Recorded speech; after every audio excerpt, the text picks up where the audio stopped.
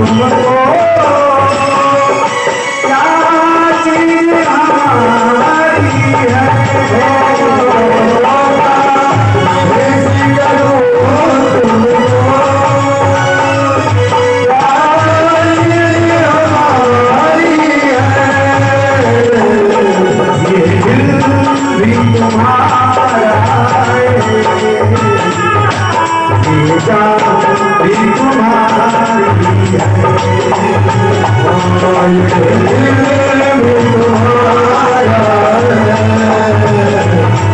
ये जान भी तुम्हारी है। दिल से मेरा सारे सुंदर मेरी प्यारी है, दिल से मेरा सारे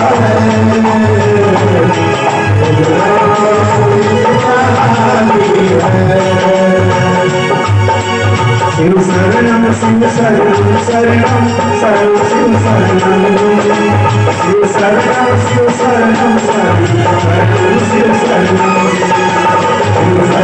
शिव शरणम शरणम शिव शरणम शिव शरणम शिव शरणम शरणम शरणम शिव शरणम शिव शरणम शिव शरणम शरणम शिव शरणम शिव शरणम शिव शरणम शरणम शरणम शिव शरणम शिव शरणम शिव शरणम शरणम शरणम शिव शरणम शरणम शिव शरणम शरणम शरणम शिव शरणम शिव शरणम शिव शरणम शरणम शरणम शिव शरणम ओम नमः शिवाय हरि ओम नमः शिवाय ओम नमः शिवाय हरि ओम नमः शिवाय ओम नमः शिवाय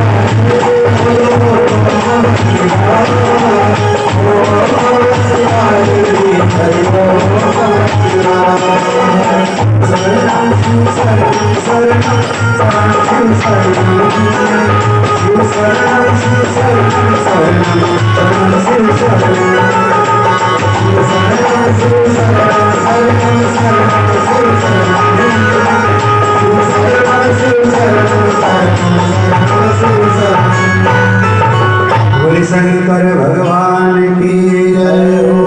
अंत में नारद बाबा महादेव के शरण में गए और महादेव ने बाबा को रास्ता बताया तो बाबा चले गए पितामह ब्रह्मा के पास। नारद बाबा ब्रह्मा जी के पास गए, ब्रह्मा जी को प्रणाम किया तो नारद जी की आकृति कोमलाई हुई, मुखाकृति उनकी धूमिल है।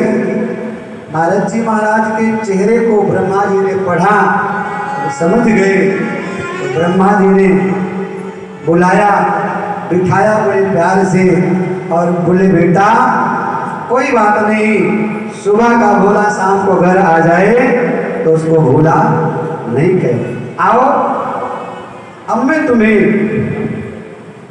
दुनिया क्या है, सृष्टि क्या है, संसार क्या है, किसके इशारे पर रची गई है, किसने रचा है और वो कौन है मैं तुम्हें बताता हूं। क्या जानना चाहते? नारद जी ने प्रणाम किया और बोले पितामह मैं तो विष्णु भगवान को सर्वोपरि मानता था, परंतु आज भगवान नारायण ने स्वयं कहा कि तुम महादेव के शरण में जाओ। पितामह से नारद जी ने पूछा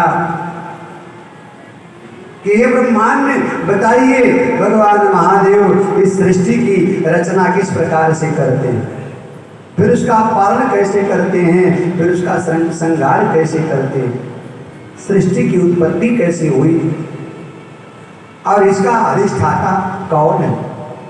ब्रह्मा जी कहते हैं नारद सुनो, भगवान शिव की माया से मोहित हुए तुम भगवान शिव की शरण में आए हो तो मैं तुम्हें भगवान शिव का दिव्य दर्शन कराऊंगा। सबसे पहले भगवान शंकर ने स्वेच्छा से शक्ति को निर्मित किया। बड़े ध्यान से कथा सुनिएगा, ठीक है जी? आप लोग कथा सुन रहे हो? हाँ, मुझे भी ऐसा लग रहा है। आप लोग अच्छे श्रोता हो ना? एक बार अपनी अपनी पेट को थपथपा लो जाए।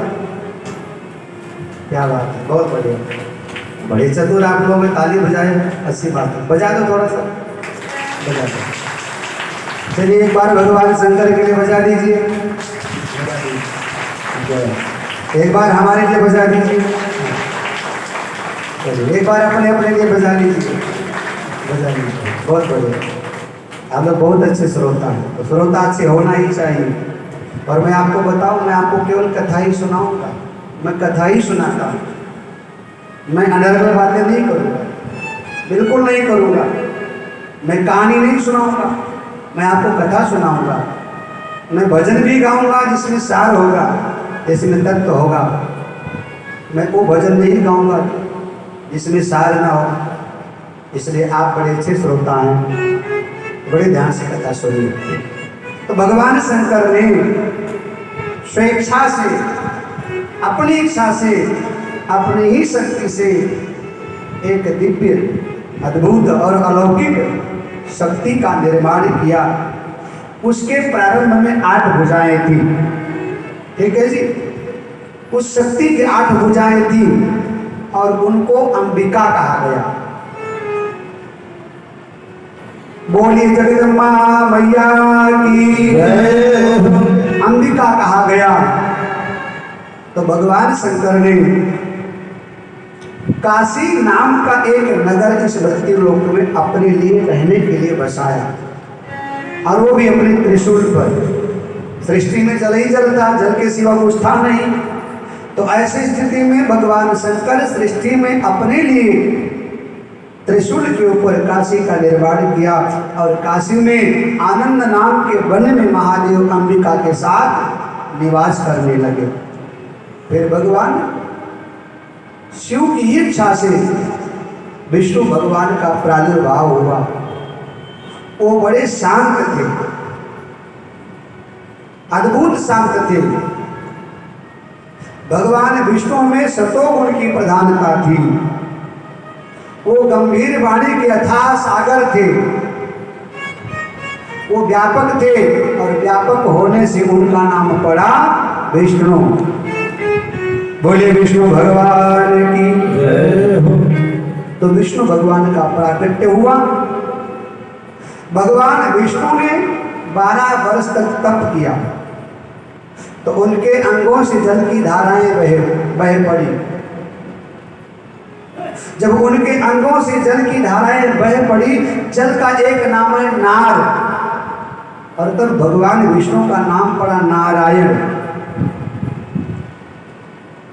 इस प्रकार से भगवान विराट होने के कारण विष्णु, और उनके अंगों से जो जल की धाराएं, जिसका एक नाम नार है, इसलिए भगवान विष्णु का नाम पड़ा नारायण।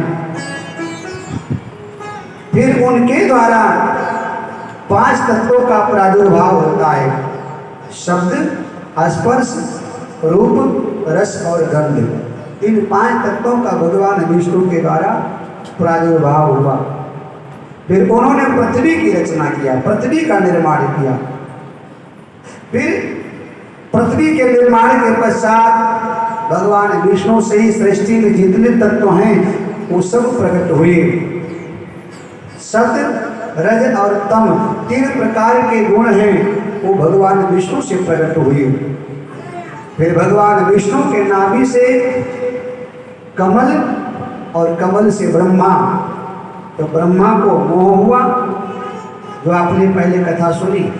ब्रह्मा को मोह हुआ तो ब्रह्मा जी ने भगवान शंकर की स्तुति किया, तो भगवान शिव उमा के सहित ब्रह्मा जी के सामने प्रकट हुए।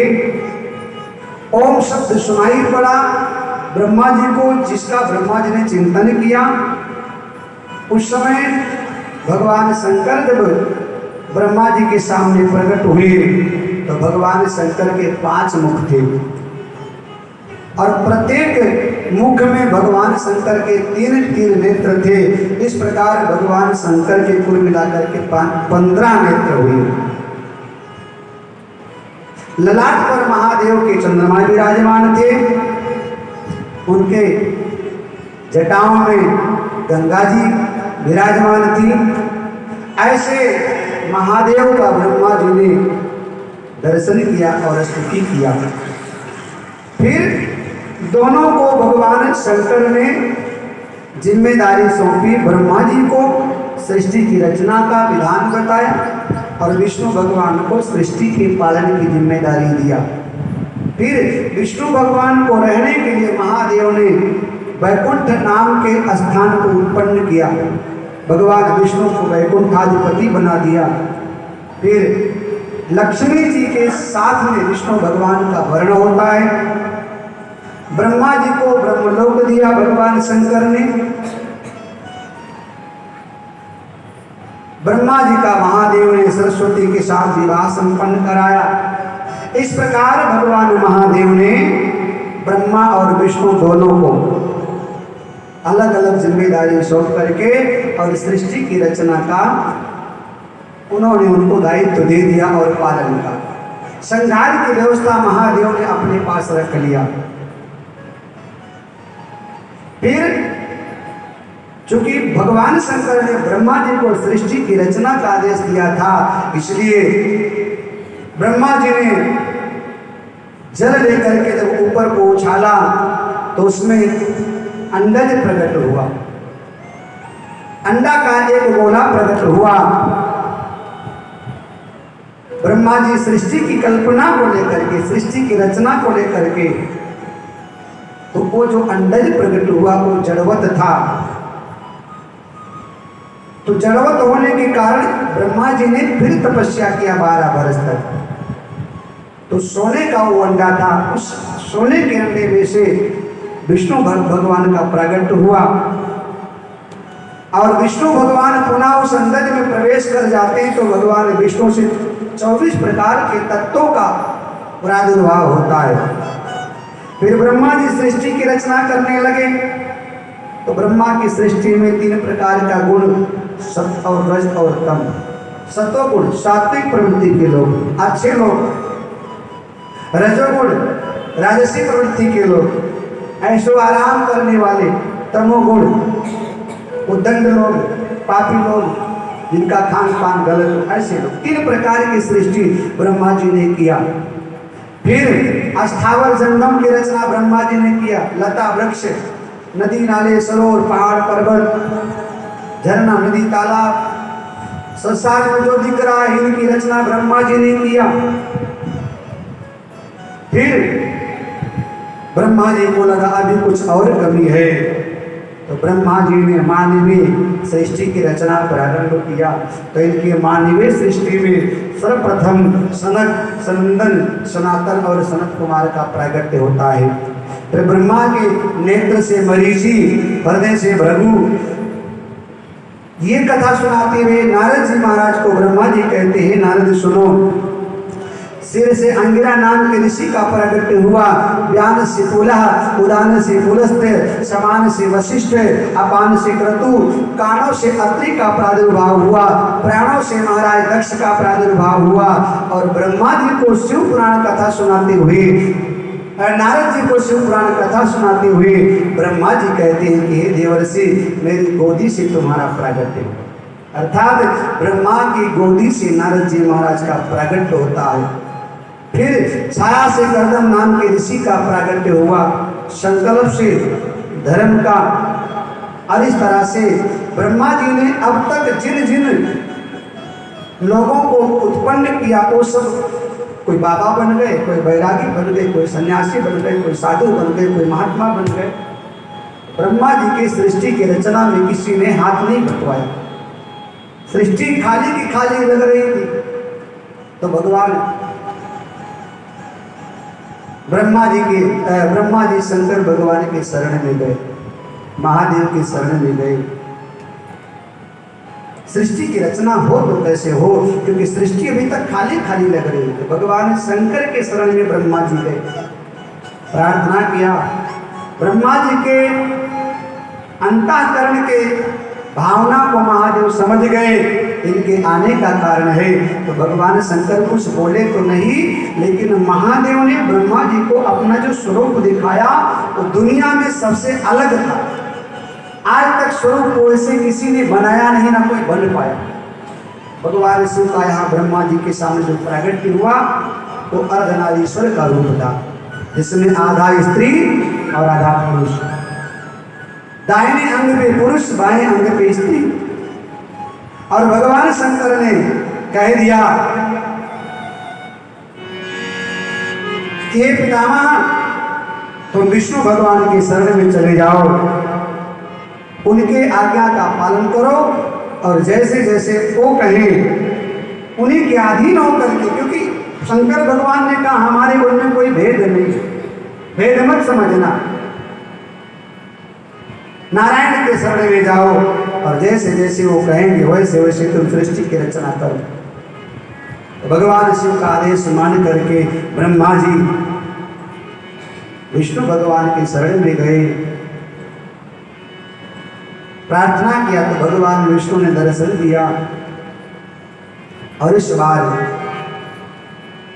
भगवान विष्णु स्वयं ब्रह्मा जी के आवाहन करने से, ध्यान करने से भगवान विष्णु दो स्वरूप में प्रकट होते हैं। भगवान विष्णु के ही शरीर से स्त्री और पुरुष का जोड़ा प्रकट हुआ, दाहिने से पुरुष बाएं से स्त्री। जो पुरुष था उसका नाम पड़ा मनु और स्त्री जो थी उनका नाम पड़ा शत्रुपा। दोनों ने विष्णु भगवान को प्रणाम किया, हमारे लिए आज्ञा क्या है? तो भगवान विष्णु ने कहा तुम विवाह करो, और विवाह करने के पश्चात मैथुनी सृष्टि के द्वारा तुम सृष्टि की रचना करो। इन दोनों ने, महाराज मनु और महारानी शत्रुपा ने विवाह किया और आगे चलकर इनके यहाँ 5 संतानों की कथाएं आती हैं, जिनमें 3 कन्याएं और 2 बालक। कन्याओं का नाम देवहूति, आकुति और प्रसूति। जो बालक थे उनका नाम प्रियव्रत और उत्तानपाद पड़ा। जो महाराज मनु शत्रुपा की बड़ी पुत्री हैं, आकुति नाम है, उनका विवाह रुचि प्रजापति के साथ होता है। इनके यहाँ आगे चल करके यज्ञ और दक्षिणा का जन्म होता है। फिर इनके यहाँ आगे चल करके 12 पुत्रों का जन्म होता है। जो दूसरी पुत्री हैं महारानी देवहूति, इनका विवाह कर्दम ऋषि के साथ हुआ और इन्हीं कर्दम ऋषि के यहाँ बहुत कन्याओं के साथ साथ एक पुत्र का जन्म होता है जिसका नाम कपिल पड़ता है। और ये कपिल भगवान अपनी माता देवहूति को सांख्य शास्त्र ज्ञान कराकर संसार के आगमन से उनको मुक्त कर दिया करते हैं। महाराज मनु शत्रुपा की जो सबसे छोटी पुत्री हैं, जिनका नाम प्रसूति है, इनका विवाह महाराज दक्ष के साथ हुआ। और आपको मालूम है कि दक्ष भगवान शंकर के ससुर थे। तो महाराज मनु और महारानी शत्रुपा की सबसे छोटी कन्या प्रसूति का विवाह महाराज दक्ष के साथ हुआ। इन्हीं दक्ष के 7 कन्याओं में से एक कन्या का नाम सती है, जिसका विवाह भगवान शंकर के साथ हुआ। महारानी प्रसूति के 60 कन्याएं, जिनमें 27 कन्याओं का विवाह चंद्रमा के साथ हुआ था, 13 कन्याओं का विवाह कश्यप ऋषि के साथ हुआ था, 4 कन्याओं का विवाह अरिष्ट नेमि के साथ हुआ था, 2 कन्याओं का विवाह अंगिरा के साथ हुआ, 2 कन्याओं का विवाह कुश्वास ऋषि के साथ हुआ था। इनमें से 10 कन्याओं का विवाह धर्म के साथ हुआ और 1 कन्या का विवाह अरिष्ट नेमि के साथ हुआ और 1 कन्या का विवाह भगवान शंकर के साथ हुआ। इस तरह से महाराज दक्ष के 60 कन्याओं की कथाएं श्री शिव महापुराण में आई है। ठीक है, और ये कथा आपको आगे विस्तृत समय के अनुसार सुनाया जाएगा।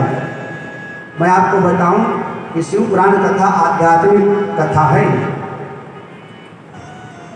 ये ज्ञान की इसमें चर्चाएं हैं, इसमें जितना आप डूबोगे उतना ही मिलेगा। अब ब्रह्मा जी से ये कथा नारद जी महाराज ने सुना तो नारद जी महाराज को कौतूहल हुआ। नारद के मन में बीच में एक प्रश्न उठा और नारद जी महाराज ने पितामह ब्रह्मा से एक प्रश्न किया। बोले गुरुदेव, आपने बताया कि भगवान शंकर ने अपने त्रिशूल पर काशी नाम का एक नगर बसाया था, लेकिन मैंने सुना है कि भगवान शंकर कैलाशवासी भी हैं। तो भगवान काशी और कैलाशवासी दोनों कैसे हो? क्या भगवान शिव कैलाशवासी हैं या फिर काशीवासी हैं? भगवान शिव का निवास कहाँ पर है? यदि कैलाशवासी हुए तो कैलाश पर कब गए और क्यों गए? ये कथा हमें आप श्रवण कराइए। ब्रह्मा जी कहते हैं नारद, बड़ा उत्तम प्रश्न किया है। दूसरा प्रश्न नारद जी ने किया कि पितामह, मैंने सुना है भगवान शिव की मित्रता कुबेर से थी। भगवान शिव की मित्रता कुबेर से थी, तो भगवान शिव तो किसी को मित्र बनाते नहीं। भगवान शिव को दुनिया से कोई लेना देना तो है नहीं, तो भगवान श्री राम का भजन करते। कुबेर को मित्र बनाने के पीछे कौन सा कारण है? यदि कोई कारण है तो मुझे बताइए। तो ब्रह्मा जी बड़ी सुंदर मार्मिक आध्यात्मिक कथा सुनाते हुए कहते हैं कि हे नारद सुनो, कामपिल नाम का एक नगर है। कामपिल नाम का एक नगर था जिसमें यज्ञदत्त नाम का एक ब्राह्मण निवास करता। ब्राह्मण बड़े धर्मात्मा हैं, वो सदाचारी हैं, उनका जीवन संयमित है,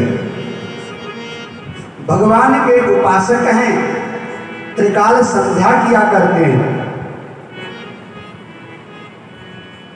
और मैं आपको बताऊं, कल भी निवेदन किया था कि प्रत्येक व्यक्ति को भगवान की उपासना करना ही चाहिए, क्योंकि जीवन का जो सार है वो भगवान का भजन है। जीवन का सूत्र भगवान का भजन है और कुछ अपना है नहीं, लेकिन भगवान का भजन अपना है। तो कामपिल नाम के नगर में यज्ञदत्त नाम के ब्राह्मण निवास करते थे। उनका एक बेटा है, उस बेटे का नाम था गुणनिधि। 8 वर्ष की अवस्था जब हुई तो ब्राह्मण देवता ने अपने पुत्र का यज्ञोपवीत संस्कार करा दिया। फिर विद्याध्ययन करने के लिए अपने पुत्र को ब्राह्मण देवता ने गुरुकुल भेज दिया। जाओ बेटा पढ़ो और पढ़ लिख करके विद्वान बनो, योग्य बनो। बालक विद्यालय जाने लगा, लेकिन धीरे धीरे उस बालक की संगति बिगड़ गई। वो अन्य बालकों के साथ में पढ़ करके मार्ग से भटक गया। संगत ही गुण होता है और संगत ही गुण जाए। बांस फांस और मिश्री ये तीनों एक ही भाव बिकाए। ये गुणनिधि, इसका नाम बड़ा सुंदर है, गुणनिधि नाम है, परंतु ये गुणहीन हुआ। ये अपने सहपाठियों के कारण, अपने मित्रों के कारण ये मार्ग से भटक गया, भ्रमित हुआ और पथ भ्रष्ट हुआ। तो ये धीरे धीरे चोरी करने लगा। फिर और थोड़ा बड़ा हुआ तो इसको जुए की लत लग गई। अब घर से माता पिता सोच रहे हैं कि बालक विद्यालय गया है, समय से जाता है और समय से घर आ जाता है, 10 दिन के बाद में शिकायत आई कि आपका बेटा विद्यालय नहीं आ रहा है। तो माँ ने थोड़ा सा टाइट किया, थोड़ा डराया धमकाया। तो प्रारंभ में तो डरा, लेकिन धीरे धीरे वो ढीठ हो गया, और ढीठ हुआ तो अब बिल्कुल निडर हो गया। किसी प्रकार उसको कोई डर नहीं बालक को, माँ से बिल्कुल नहीं डरता है। माँ उसको समझाती है, लेकिन वो बालक माँ को आंख दिखाता है, माँ से उलझ जाया करता है, तकरार कर बैठता है, झगड़ा करता है।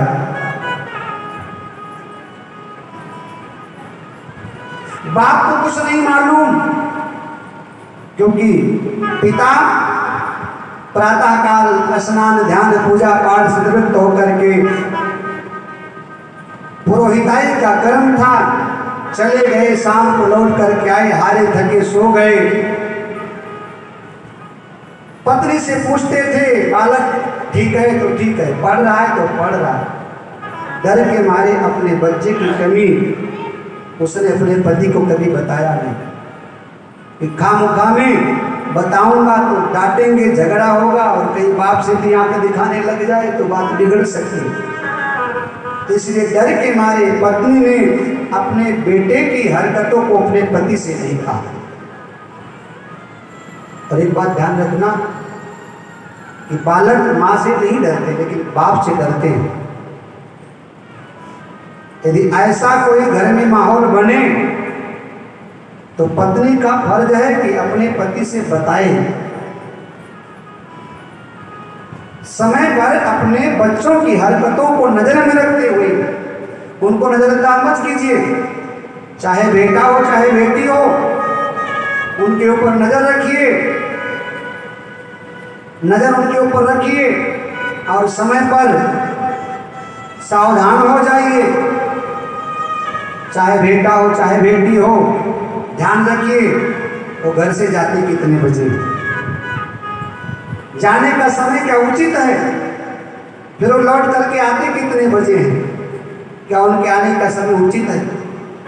कहीं घर से पहले तो नहीं निकल जा रहे, कहीं 2 घंटा बाद तो नहीं आ रहे। उनकी हरकतों पर नजर रखना चाहिए, कहाँ जा रहे हैं, किससे मिल रहे हैं, कर क्या रहे हैं, इनके सहपाठी कैसे हैं, इनके मित्र कैसे, इनकी संगति कैसी है। इस बात पर माँ बाप को ध्यान रखना चाहिए। ये शिव पुराण का दर्शन है। और खासकर आजकल के जमाने में बेटी से अधिक बेटे के ऊपर नजर रखना चाहिए। आजकल के जमाने में बेटी से अधिक बेटे के ऊपर नजर रखना चाहिए। और अक्सर में यदि किसी का एक ही बेटा है ना, तो उसके बिगड़ने की संभावना ज्यादा होती है। 2-4 होंगे तो नहीं बिगड़ेंगे, लेकिन एक ही बेटा होगा ना, तो उसके बिगड़ने की संभावना प्रबल होती है। क्यों? तो दादी का भी दुलारा होता है, दादा का भी होता है, माँ बाप का दुलारा होता है, सबका दुलारा और लाल प्यार में बालक ज्यादा कभी कभी बिगड़ जाया करता है। तो ये जो गुण निधि है ना, ये लाल प्यार में पढ़ करके और ये बन गया जुआरी, जुआ खेलने लगा। और जुआ की लत बड़ी बुरी। घर से स्कूल जाता है, वहां पहुंचता नहीं, लौट आता है रास्ते में जुआ खेल करके। अब जब जुए की लत पड़ी तो चोरी करने लगा, और चोरी करता है तो छोटी मोटी चोरी से लेकर के बड़ी बड़ी चोरियां करने लगा। चारों तरफ से अब इसकी शिकायतें आने लगी, बदनामी होने लगा। लोग समाज में चर्चा करने लगे कि देखो बाप कितना विद्वान है, बाप कितना धर्मात्मा है, लेकिन बेटा कैसे निकला, आदि आदि।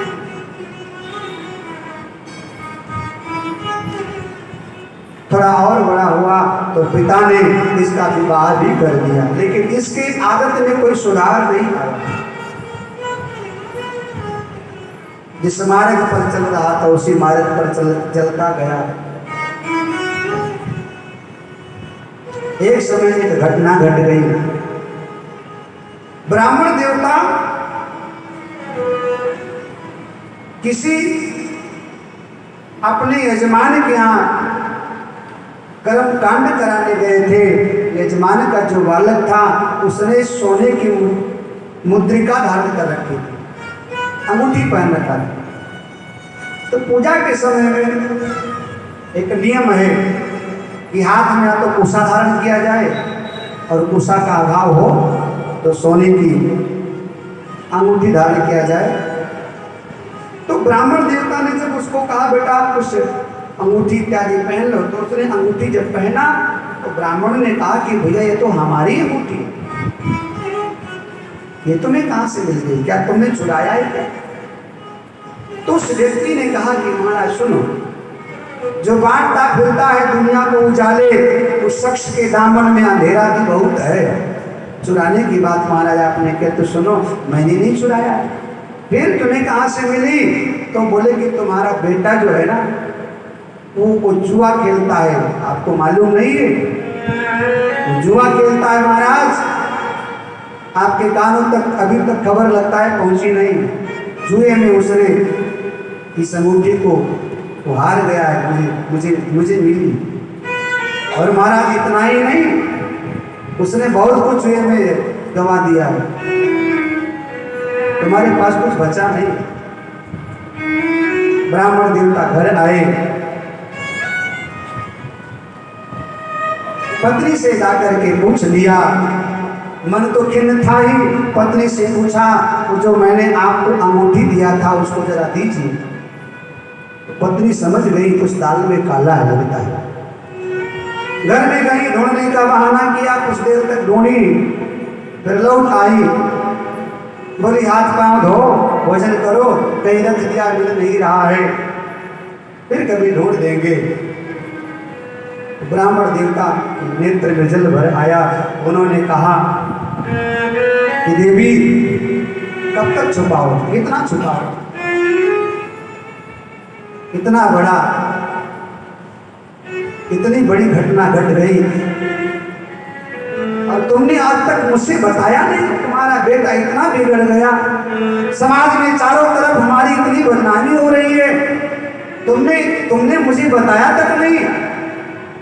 समझ गई कि पता चल गया है, और फिर अपने पति के बाहों में बाहें डाल करके आलिंगन करके और वो फूट फूट करके रोने लगी।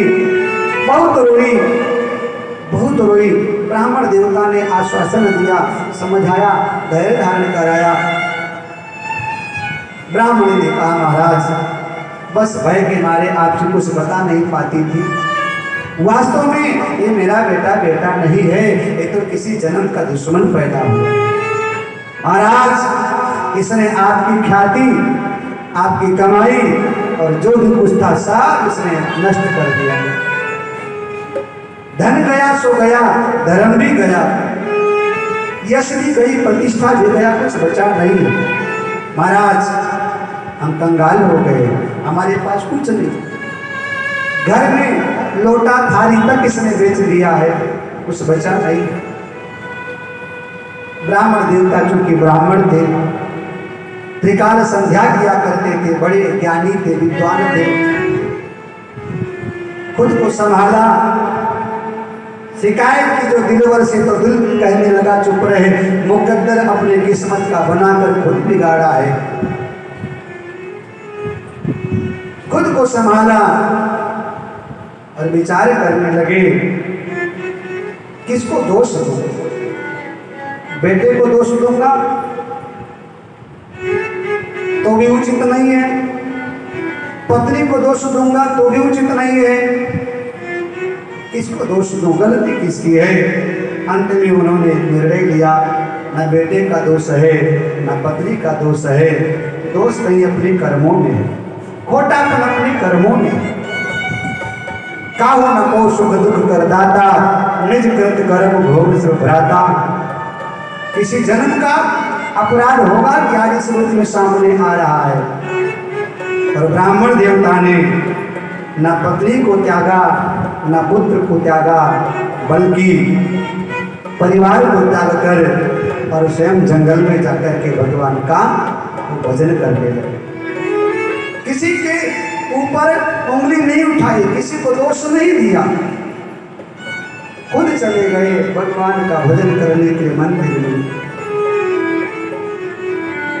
इधर ब्राह्मण देवता जब त्याग कर चले गए तो ब्राह्मण बड़े सरल थे, बड़े सज्जन थे, समाज में उनकी प्रतिष्ठा थी, उनका बड़ा सम्मान था, लोग बड़ा आदर करते थे। लेकिन बेटे के कारण ब्राह्मण ने घर को, समाज को, परिवार को त्याग दिया। अब समाज के लोग इस गुणनिधि को पापी कह करके बुलाने लगे। किधर निकलता है, अरे पापी जा रहा है, ये तो बड़ा पापी है। अब इसको लोग पापी कहते हैं, लोग पत्थर मारते हैं इसको। इस तरह से समाज में इसका जब अनादर हुआ, अपमान हुआ, समाज के लोगों ने इसको ठुकरा दिया, त्याग दिया। ब्रह्मा जी कहते, नारद ये चल पड़ा, समाज के द्वारा ठुकराया गया, त्यागा हुआ। चलते चलते चलते चलते कई दिन तक चलता गया, थक गया चलते चलते, कुछ खाने पीने के लिए नहीं मिला। जंगल में गया, वहां एक शिवालय बना हुआ था। शिवरात्रि का पावन पर्व था वो। गांव के लोगों ने चतुर्थ प्रहर की पूजा किया था और नैवेद्य इत्यादि चढ़ाया था भगवान शिव को। घी का दीपक जलाया चल रहा था। ये दूर से देख रहा था, जो लोग भगवान का पूजा कर रहे थे वो दूर से देख रहा था। आप लोग प्रातःकाल पूजा में आते हैं? आज यजमान कौन था? अशोक कुमार जी। कौन है आपके? क्या बात है, क्या जजमान भी नहीं मिले क्या? हाँ? क्या बात है, एक बार अपने ताली बजा लीजिए। आप लोग प्रातःकाल पूजा में आइए, कुछ लगेगा नहीं, बस आइएगा, आइए जरूर।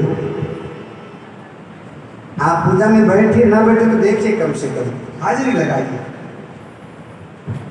इस व्यक्ति ने, गुणनिधि ने भगवान के पूजा को देखा आंखों से कि गांव के लोग आए हैं और जंगल में भगवान शिव का विग्रह बना है, शिवाला बना है। शिवालय में लोग नाना प्रकार नैवेद्य इत्यादि से भगवान शिव का पूजन कर रहे हैं, अभिषेक हो रहा है।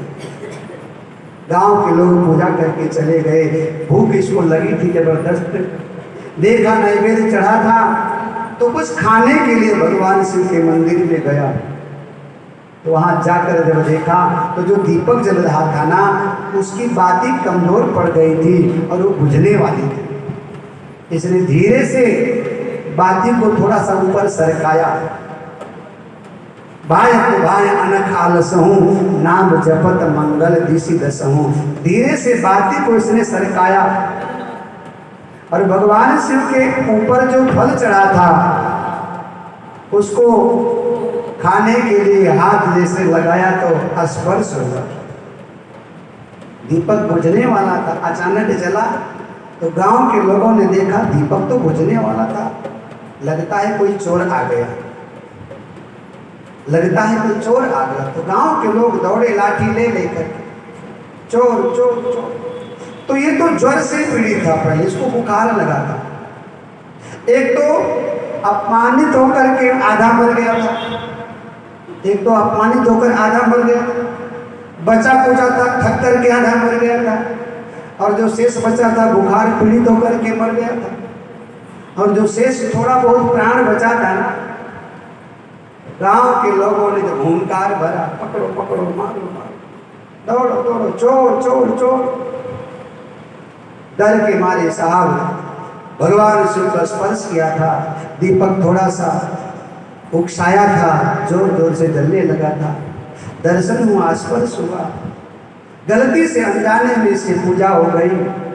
गांव के लोग आए तो डर के मारे गिर गया। जो शेष प्राण था उसको मार करके इसको प्राणांत कर दिया। ये मारा गया। मरा तो कहाँ मरा, भगवान शिव के शिवालय में मंदिर में मरा। ब्रह्मा जी कहते कि हे नारद, यमदूत आए, यमदूत आए लेकर के पकड़ करके जाने लगे। और भगवान शिव के गण भी आ गए। तो दोनों में परस्पर झगड़ा हुआ, तकरार हुआ। यमदूतों ने कहा तो पापी था, इसको हम ले जाएंगे, दंड देंगे। भगवान शंकर ने कहा ये पापी था तब था, अब ये पापी नहीं रहा, तो पाप से मुक्त हो गया। भगवान शंकर के गण उसको ले गए। और ब्रह्मा जी कहते हैं कि हे नारद, कलिंग देश में अरिंदम नाम का वो भगवान शिव के धाम को गया। फिर भगवान शिव की कृपा से मृत्यु लोक में कलिंग देश में उसका जन्म होता है। तो अरिंदम नाम का वो राजा बनता है। और राजा बना तो यहाँ इसको अपने पूर्व जन्म का स्मरण है। यहाँ इसने भगवान शिव के मंदिर में प्रतिदिन दीपक जलाना प्रारंभ किया और अपनी प्रजा से कहा कि प्रातः और सायं दोनों समय भगवान शिव के शिवालय में प्रत्येक व्यक्ति दीपक जलाए। इस तरह से स्वयं भी महादेव की उपासना करता है, पूजा करता है। और पूजा करते करते करते करते बहुत दिनों तक मृत्यु लोक के समस्त सुखों को भोग कर अंत में जब फिर इसकी मृत्यु होती है तो ब्रह्मा जी कहते कि हे नारद, ये भगवान शिव की भक्ति से तत्पूर्व था। तो पहले कल्प में पाद्य नाम का जो कल्प था, उस कल्प में ब्रह्मा जी से पुलत्स्य का जन्म होता है। पुलत्स्य के यहाँ विश्रवा से वैश्रवण, इनको कुबेर कहा गया है। और यही जो किसी जमाने में पुण्यनिधि था, ये कुबेर बन करके, और जब इसका जन्म होता है तो इसने फिर भगवान शिव की आराधना किया। 10,000 वर्ष तक भगवान शिव की तपस्या किया। शिव पार्वती प्रसन्न हुए और भगवान शंकर ने कहा वरदान मांगो। तो भगवान शंकर से इसने वरदान मांगा कि महाराज, मैं चाहता हूँ कि हमारे और आपके आमने सामने हमारा आपका नगर हो। एक ऐसा नगर का निर्माण आप कराओ जहां मुझे निवास दो, उसके बिल्कुल ठीक सामने आपका नगर होना चाहिए महाराज, और आप मुझे अपना बनाइए। भगवान शंकर इसके भक्ति से, इसकी पूजा से प्रसन्न हुए। और भगवान शंकर ने उस समय इस भक्त के लिए, स्वयं के लिए कैलाश पर्वत का निर्माण किया और इसके लिए अलकापुरी नाम की नगरी को बसाया है। और अलकापुरी नाम की नगरी में इसको प्रतिष्ठित किया। इसका नाम पड़ता है कुबेर। और भगवान शंकर ने इसको अपना मित्र बना लिया। इस प्रकार भगवान शंकर काशी से कैलाशवासी हुए। आइए भगवान शंकर के चरणों में संयोग भाव के साथ। कैलाश के निवासी नमो बार बार हो, नमो बार बार हो, आयो शरण तिहारी बोले बार बार। कैलाश के निवासी नमो बार बार हो, नमो बार बार हो, आयो शरण तिहारी बोले बार बार। नमो बार बार हो, नमो बार बार हो, आयो शरण तिहारी भोले तार कैलाश के निवासी नमो बार बार हो, नमो बार बार हो, आयो शरण तिहारी भोले तार आयो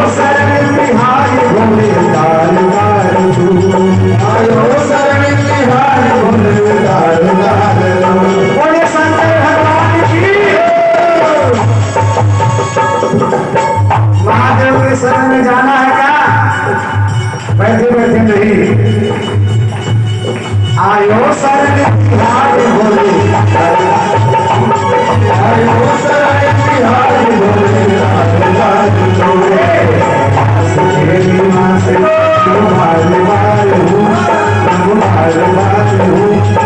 आयो शरण बिहार बोले,